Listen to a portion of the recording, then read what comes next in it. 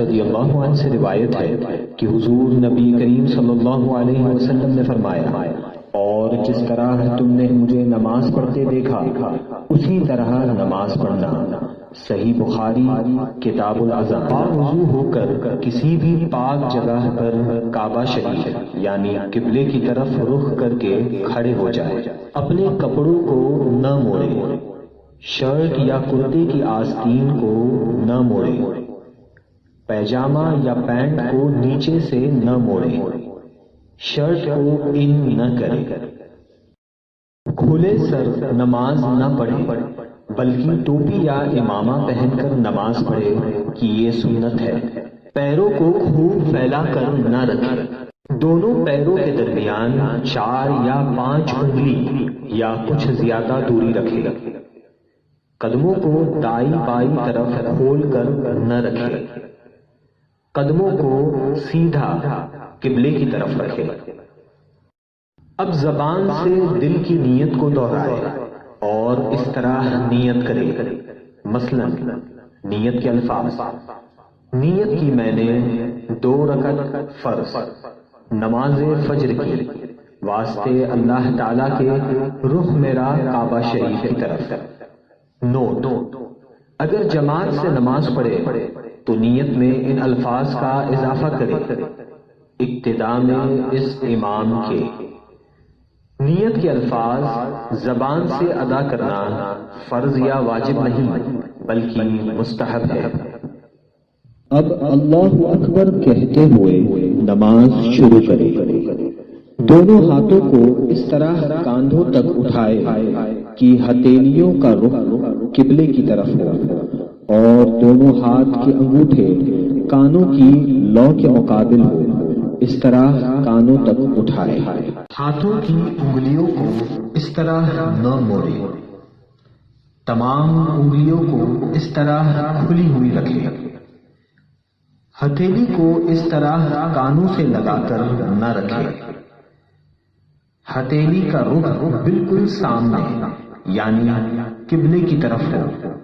اب دونوں ہاتھوں کو ناف کے نیچے باندھ لے، انگوٹھے اور 4 انگلیوں سے اس طرح نہ پکڑے، دائیں ہاتھ کی 3 انگلیاں بائیں ہاتھ کی کلائی کے اوپر رکھے اور انگوٹھے اور چھوٹی انگلی کو کلائی کے اوپر اور نیچے رکھ کر کلائی کو پکڑے، نظر سامنے نہ رہے، نظر سجدہ گاہ کی طرف جمائے رکھے۔ اب ثنا پڑھے۔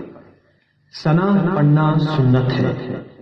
ثنا کے بعد تعوذ اور تسمیہ یعنی اعوذ باللہ من الشیطان الرجیم بسم اللہ الرحمن الرحیم پڑھے۔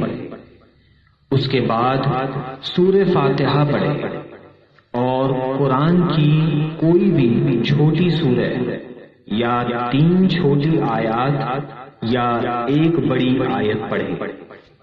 مقتدی مذہب حنفی کا مقلد ہو تو امام کے پیچھے قرأت یعنی سورہ فاتحہ اور اس کے بعد سورہ کی تلاوت نہ کرے۔ اللہ تعالیٰ قرآن حکیم سورۃ الاعراف آیت نمبر 204 میں فرماتا ہے، ترجمہ: اور جب قرآن پڑھا جائے اسے کان لگا کر سنو اور خاموش رہو کہ تم پر رحم ہو۔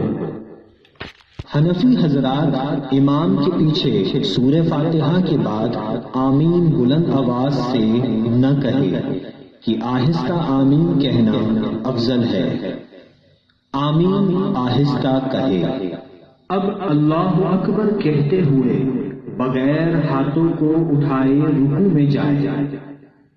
نو شافعی حضرات ہاتھوں کو اٹھائے یعنی رفع یدین کرے، رکوع میں دونوں ہاتھوں سے ران کو نہ پکڑے، دونوں ہاتھوں کو گھٹنوں پر رکھے، پیٹھ اور سر کو اس طرح اوپر اٹھا کر نہ رکھے، سر کو اس طرح نیچے بھی نہ جھکائے، پیٹھ اور سر دونوں کو بالکل سیدھا برابر رکھے، اب کم سے کم 3 مرتبہ یا 5 مرتبہ یا 7 مرتبہ یہ تسبیح پڑھے، سبحان ربی العظیم، سبحان ربی العظیم، سبحان ربی العظیم۔ اب رکوع سے سر اٹھائے اور بالکل سیدھا کھڑا ہو جائے اور دونوں ہاتھ کو نہ اٹھائے۔ رکوع سے اٹھنے کے بعد ہاتھوں کو نہ اٹھائے۔ رکوع سے اٹھنے کے بعد کہے سمیع اللہ لمن حمدہ ربنا ولک الحمد۔ اب بغیر ہاتھوں کو اٹھائے اللہ اکبر کہتے ہوئے سجدے میں جائے۔ سجدے میں جاتے وقت پہلے ہاتھوں کو زمین پر اور بعد میں گھٹنوں کو نہ رکھے۔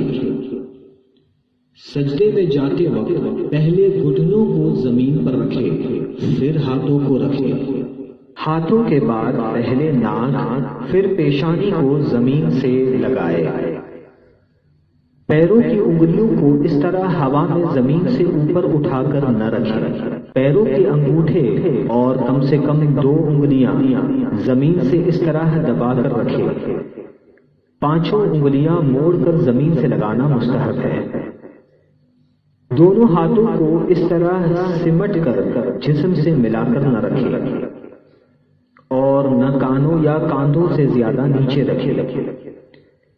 دونوں ہاتھوں کو کاندھوں یا کانوں کے برابر رکھے۔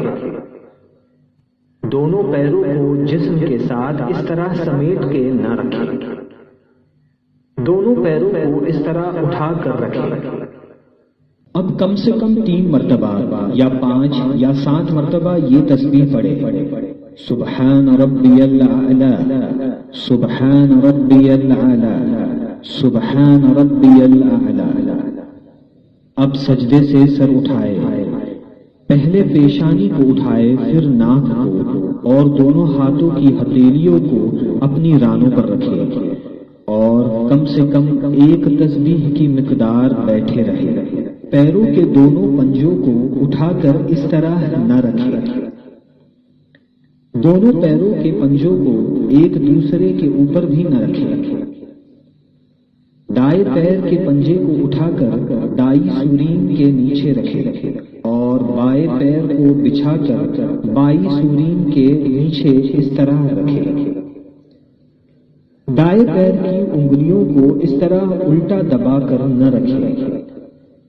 کم سے کم 3 انگلی انگوٹھے سمیت اس طرح موڑ کر رکھے۔ اب پھر سے سجدے میں جائے اور کم سے کم 3 مرتبہ یا 5 یا 7 مرتبہ یہ تسبیح پڑھے، سبحان ربی الاعلی، سبحان ربی الاعلی، سبحان ربی الاعلی۔ اب اللہ اکبر کہتے ہوئے سجدے سے سر اس طرح اٹھائے کہ پہلے پیشانی، پھر ناک، اس کے بعد ہاتھوں کو اٹھائے اور آخر میں گھٹنوں کو اٹھائے اور دوسری رکعت کے لیے کھڑے ہو جائے۔ ہاتھوں سے پہلے گھٹنوں کو نہ اٹھائے، گھٹنوں سے پہلے ہاتھوں کو اٹھائے۔ دوسری رکعت کے لیے کھڑے ہو جائے اور ویسے ہی پڑھے جیسے پہلی رکعت پڑھی تھی۔ دوسری رکعت میں ثنا نہ پڑھے۔ اب دوسری رکعت مکمل کرے جیسے پہلی رکعت ادا کی تھی اور دونوں سجدوں کے بعد بیٹھ جائے۔ دوسری رکعت میں بیٹھنے کو قعدہ کہتے ہیں۔ جب قعدہ میں بیٹھے تو دونوں ہاتھوں کے پنجے کو اس طرح گھٹنوں سے نہ پکڑے اور نہ انگلیوں کو نیچے کی طرف لٹکا کر رکھے۔ دونوں ہاتھوں کی ہتھیلی کو اس طرح اتنا اوپر بھی نہ رکھے۔ دونوں ہتھیلی اس طرح گھٹنوں کے اوپر ران پر رکھے۔ نگاہیں سامنے نہ رکھے۔ نگاہیں سجدہ گاہ کی طرف جمائے رکھے۔ اب پوری التحیات پڑھے اور جب اشہد ان لا الہ کہے تو اپنی انگلیوں سے مٹھی بنا لے اور کلمے کی انگلی سے اس طرح اشارہ کرے اور جب الا اللہ پر پہنچے تو کلمے کی انگلی کو گرا دے اور پنجے کو کھول دے اور جیسے ہاتھوں کی پہلی حالت تھی اسی حالت میں رکھے، یعنی ہتھیلی کو ران پر کھول کر رکھ دے، اور وَأَشْهَدُ أَنَّ مُحَمَّدًا عَبْدُهُ وَرَسُولُهُ پڑھے۔ شہادت یعنی کلمے کی انگلی کو اس طرح اوپر نیچے نہ کرے اور نہ اس طرح گول گول گھمائے۔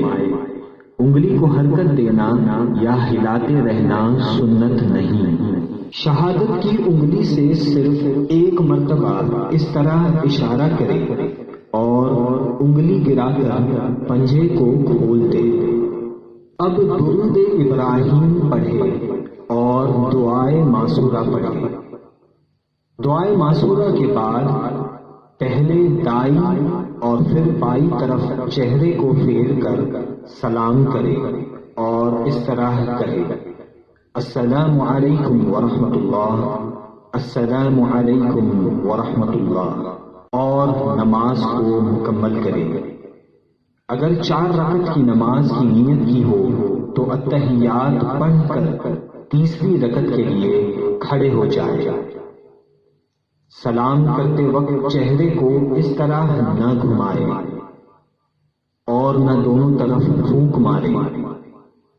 چہرے کو تھوڑا دائیں طرف اور تھوڑا بائیں طرف گھمائے اور سلام کرے۔